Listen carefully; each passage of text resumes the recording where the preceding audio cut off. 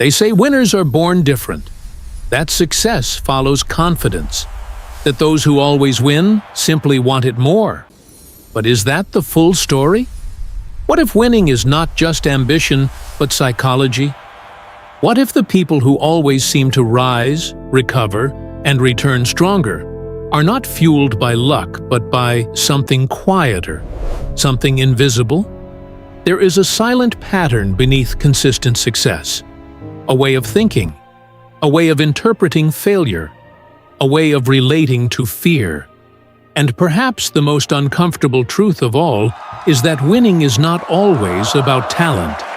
Sometimes it is about what happens inside the mind when no one is watching. What do these people see when they lose? What do they tell themselves when the world doubts them? And what are they not telling you?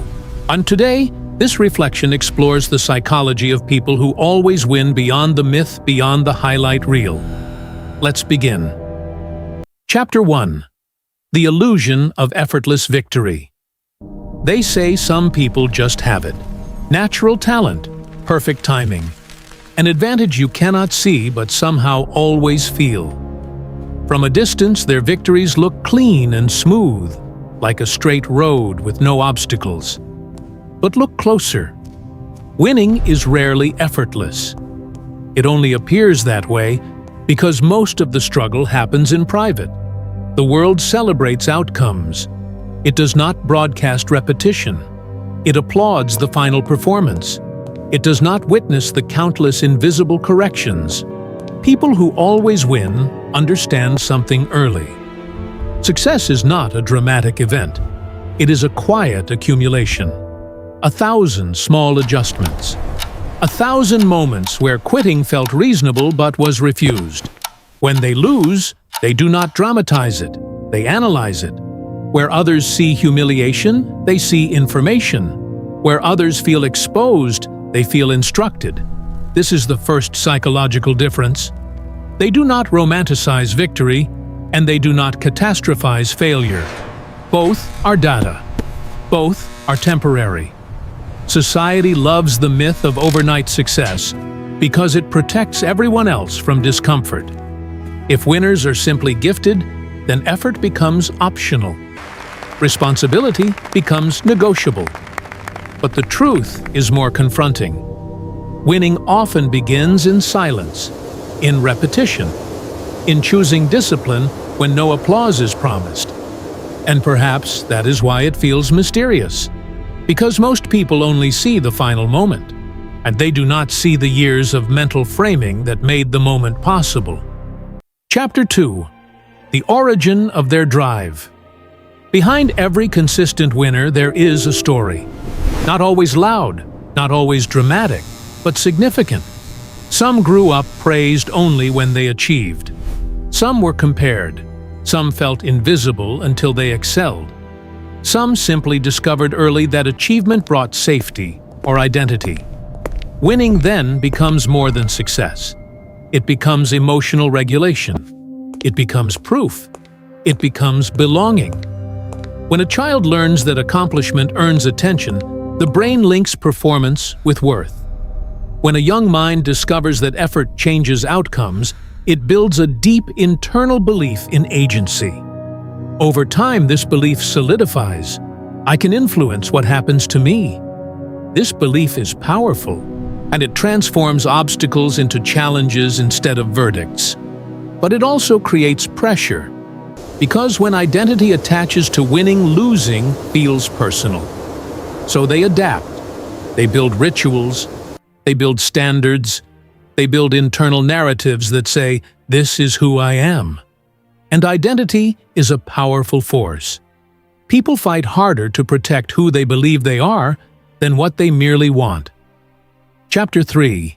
The Brain That Reframes Failure. Psychology calls it cognitive reframing, the ability to reinterpret events in a way that preserves motivation. When most people fail, the inner voice whispers, "This means something about you. You are not enough. You are behind." But in the mind of someone who consistently wins, the dialogue sounds different. This is feedback. This is temporary. This is part of the process. The brain is wired to avoid pain. Social rejection and failure activate the same neural regions as physical discomfort. That is why losing can feel so overwhelming. But those who win have practiced staying with that discomfort without assigning it permanent meaning. They separate the event from their identity. I failed is different from I am a failure. This distinction changes everything. Because once identity remains intact, effort can continue. Over time, this becomes automatic. The nervous system learns that setbacks are survivable. Confidence then is not loud. It is memory. Memory of endurance. Memory of recovery. Chapter 4. The Quiet War Within. Even those who always win doubt themselves. They feel pressure. They fear slipping. They fear becoming irrelevant. But they do not negotiate with fear. They coexist with it. Inside them is a quiet war between comfort and growth, and between maintaining an image and risking expansion. Imposter thoughts may appear. What if this was luck? What if this is the last success? Yet they respond with action instead of paralysis. They return to structure, to preparation, to routine. Discipline becomes emotional protection. The world may see confidence, but internally there is vigilance, an awareness that winning once guarantees nothing. So they stay students. They stay curious. They allow doubt to sharpen them instead of silence them. Chapter 5. Identity over outcome. For consistent winners, achievement is not a single event. It is alignment with identity. They do not chase results blindly. They build habits that reflect who they believe they are becoming. I am someone who prepares. I am someone who learns. I am someone who persists. When outcome is delayed, identity sustains effort. Because if effort reflects self-image, stopping would feel like betrayal. This is why they return after losses, not because they enjoy pain, but because quitting contradicts identity. And identity once internalized is powerful. It guides behavior quietly and consistently. Chapter 6. The Discipline of Emotional Control. Impulse is immediate. Winning is delayed. Those who consistently succeed understand the tension between present comfort and future reward. They regulate emotion, not by suppressing it, but by interpreting it. Frustration becomes a signal to adjust. Excitement becomes energy to channel. Disappointment becomes a lesson. They delay gratification. They choose preparation over distraction. They choose practice over validation. This is not robotic control. It is trained response. Over time, the brain strengthens pathways associated with patience and long-term thinking. What once felt difficult becomes default. Chapter 7. The hidden cost of always winning success isolates. When you consistently perform above average, people project expectations onto you. They assume strength. They assume certainty. But high achievement can narrow vulnerability. Who do you confide in when others expect stability from you? Pressure accumulates quietly. The need to maintain identity. The fear of disappointing those who believe in you. Winning can become a mask, and yet many continue. Not because it is easy, but because growth feels safer than stagnation. Behind the trophies, there is often exhaustion. Behind the confidence, there is effort. Chapter 8. What winning really means. Perhaps winning is not dominance, not comparison, not applause. Perhaps winning is self-regulation, recovery, alignment between effort and value.